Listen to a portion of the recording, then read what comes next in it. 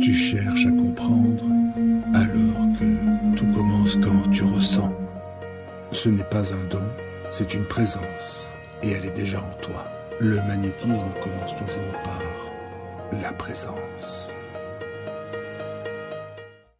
Bonjour à toi qui ressens sans toujours comprendre. Le problème, c'est que beaucoup parlent aujourd'hui de spiritualité sans jamais parler de discernement. Et pourtant, dans toute l'histoire chrétienne, les véritables mystiques ont toujours insisté sur une chose, le calme intérieur, l'humilité, la lucidité et la confession. Alors, reste bien jusqu'à la fin de cette vidéo parce que je vais vous réciter la prière de confession à Dieu en latin, dans la tradition chrétienne ancienne. Et honnêtement, je pense que beaucoup ont oublié aujourd'hui la puissance intérieure que peut porter une véritable confession sincère. Parmi les grandes figures spirituelles chrétiennes, un homme continue encore aujourd'hui de déranger profondément. Saint Padre Pio. Parce que beaucoup parlent de lui sans comprendre ce qu'il représentait vraiment. Quand les gens pensent à Padre Pio, ils pensent souvent miracle, stigmate, guérison ou phénomène mystérieux. Mais la réalité était bien plus profonde que ça.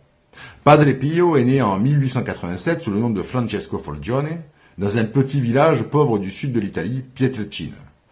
Très jeune, il développe une vie intérieure extrêmement forte. On raconte même qu'enfant déjà, il priait énormément, vivait des expériences spirituelles intenses et disait parfois percevoir certaines réalités invisibles, même des attaques. À l'âge de 16 ans, il entre chez les Capucins et devient frère Pio. Alors pourquoi le nom de Pio? Parce que Pio vient du latin pius, qui signifie pieux, fidèle, dévoués à Dieu, attachés au sacré.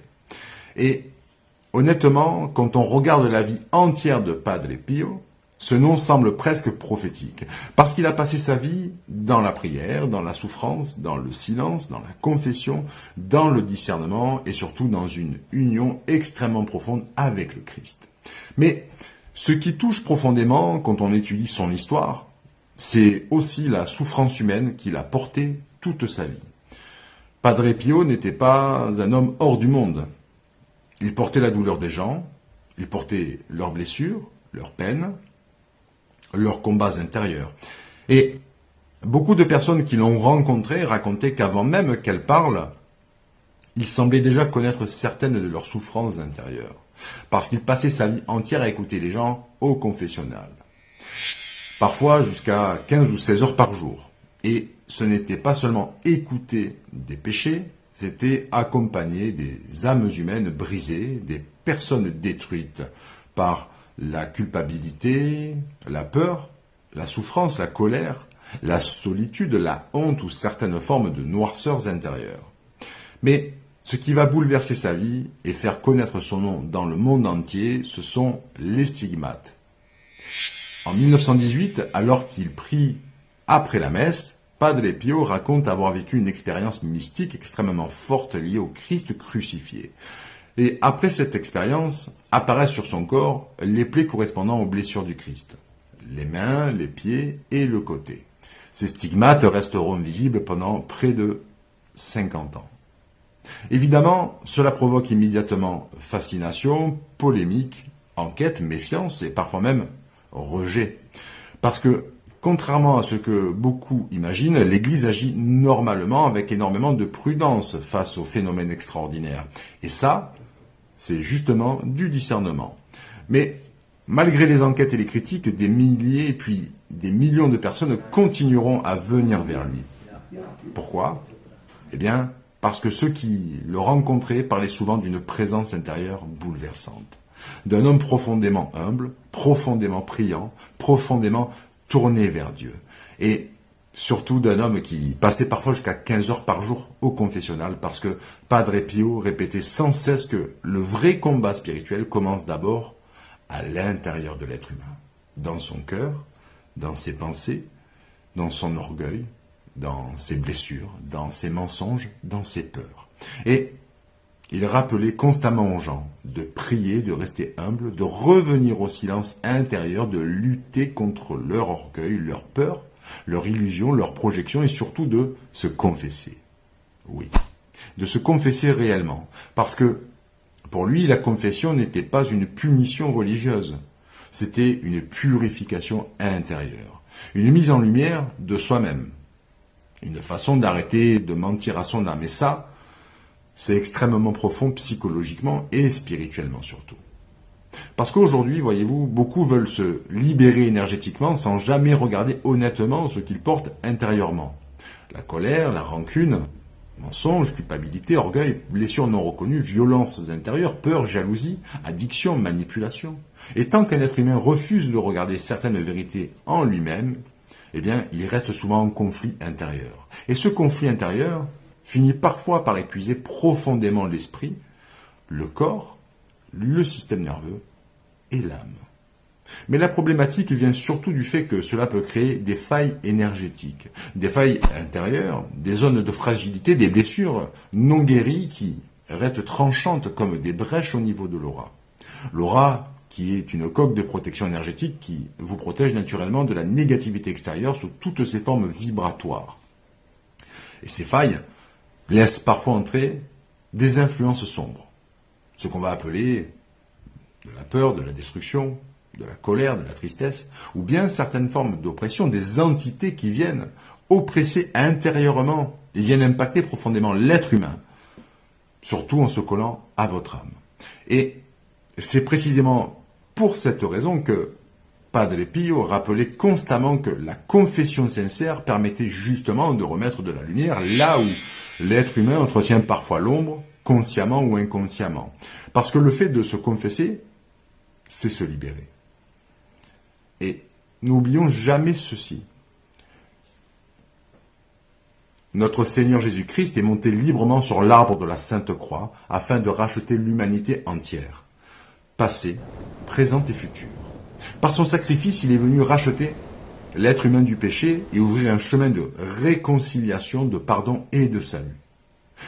Comme il est écrit dans l'Évangile selon Saint Jean, « Car Dieu a tant aimé le monde qu'il a donné son Fils unique, afin que quiconque croit en lui ne périsse point, mais ait la vie éternelle. » Jean 3,16.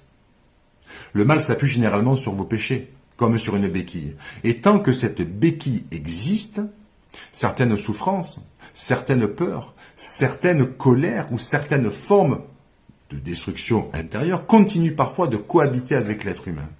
Et en même temps, ce sont ces entités collées à votre âme qui permettent cette cohabitation, parce qu'elles se nourrissent de ces énergies négatives, de vos émotions négatives. Elles vous maintiennent dans plusieurs états d'être. Peur, colère, tristesse, désespoir, attaque spirituelle, épuisement intérieur. Comme quelque chose qui se nourrit de vos propres déviances, de vos blessures et de vos zones d'ombre. Et aujourd'hui, je vais dire quelque chose qui dérange énormément de monde. Quand certaines personnes travaillent dans l'occultisme, dans certaines formes de rituels, de maraboutage, de pratiques sombres ou d'attaques spirituelles, beaucoup pensent que lorsque la personne physique meurt, tout s'arrête. Mais non. Pourquoi j'en viens à parler de ça? Eh bien, parce que je prends toujours l'exemple de Padre Pio. Je pose souvent cette question aux gens. Est-ce que Padre Pio a accompli des miracles de son vivant? Et évidemment, les gens répondent oui. Parmi les miracles les plus connus, d'ailleurs, on raconte notamment l'histoire d'une jeune fille née sans pupille qui aurait retrouvé la vue après l'intercession de Padre Pio. Mais ce qui est très important de comprendre, c'est ceci. Quand Padre Pio a quitté le plan terrestre pour rejoindre Dieu, les miracles ne se sont pas arrêtés. Son corps physique s'est arrêté ici, mais ce qui avait été réalisé spirituellement, énergétiquement, par l'intercession, a continué de subsister après sa mort physique dans la matière. Et c'est précisément pour cela que, dans la tradition chrétienne, on parle de la communion des saints. Les saints ne sont pas adorés, ils intercèdent. Ils prient pour les vivants auprès de Dieu. Et si vous n'avez pas vu ma vidéo complète sur la communion des saints, je vous invite vraiment à aller la regarder après celle-ci. Mais cela veut aussi dire une chose très importante.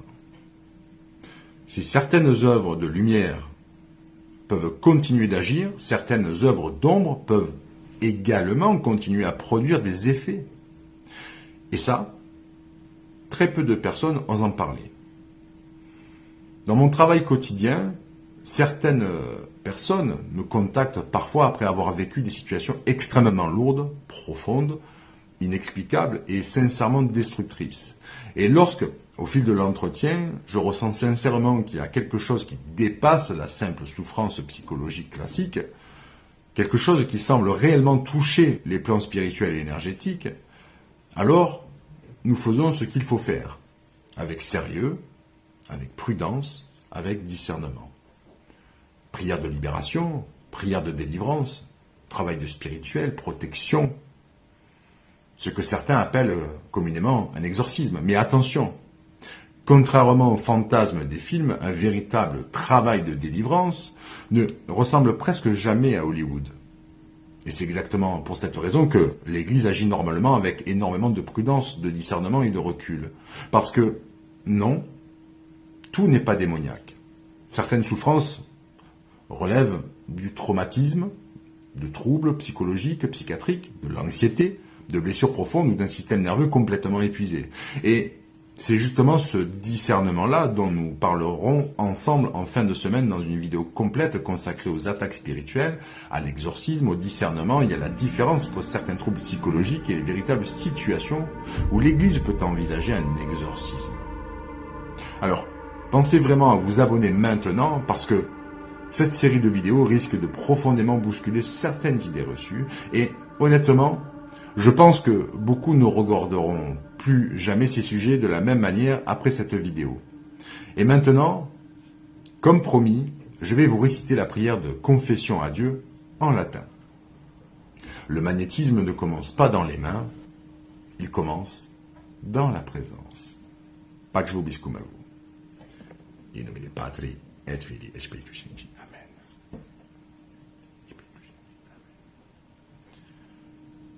Confiteor Deo, omnipotenti beatai sempervigini, beato Michele Arcangelo, beato Nebetistae Sanctis Apostolis Petro et Paulo, omnibus sancti tibi pater, qui apica venimis cogitatione verbo et opere mea culpa, mea maxima culpa, ideo precor beatam Mariam sempervirginem, beato Michele Arcangelo, beato Nebetistae Sanctos Apostolos Petrum et Paulo, omnes sanctos iti pater, ora re pro me, ad dominum Deum nostrum misila tutui omnipotent Deus et dimicis peccatis tuis per ducat ad vitam, aeternam. Amen. In nomine Patri et Filii et Spiritus Sancti. Amen.